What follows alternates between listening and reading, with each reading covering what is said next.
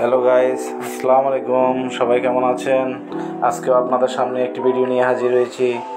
আজকের ভিডিওর মূল টপিকস হচ্ছে ফেব্রিক জিএসএম। ফেব্রিক জিএসএম গার্মেন্টসের মধ্যে একটি গুরুত্বপূর্ণ অংশের নাম। দেখুন বন্ধুরা, ফেব্রিক জিএসএম কাটার জন্য ফেব্রিক জিএসএম মেশিন দরকার। দেখুন বন্ধুরা কীভাবে কাটতেছে। ফেব্রিক জিএসএম দিয়ে আগে ফেব্রিকগুলো কেটে নিতে হবে, এরপর ফেব্রিক জিএসএম মাপতে হবে। প্রথমে সমানভাবে কেটে ফেব্রিক জিএসএম এরপর মাপতে হবে।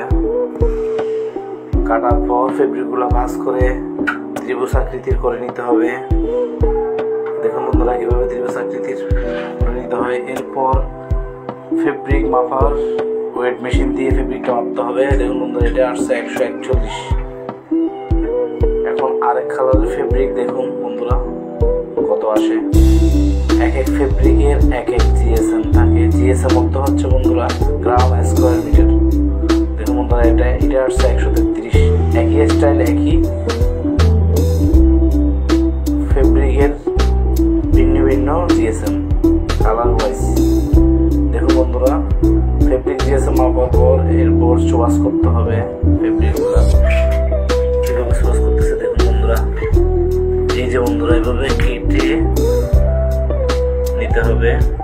এরপর রিকোয়ারমেন্ট শিট লাগাইতে হবে। রিকোয়ারমেন্ট শিটে মূলত ফেব্রিকের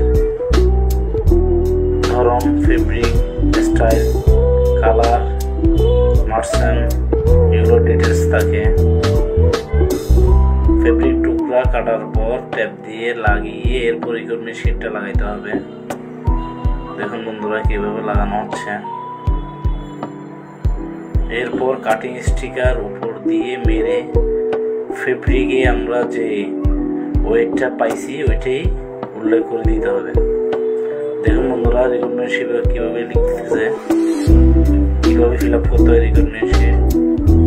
প্রথমে ডেট থাকবে, এরপর কোন ধরনের ফেব্রিক ওইটা উল্লেখ করতে হবে। এটা তো ওয়াইডি। এরপর থাকবে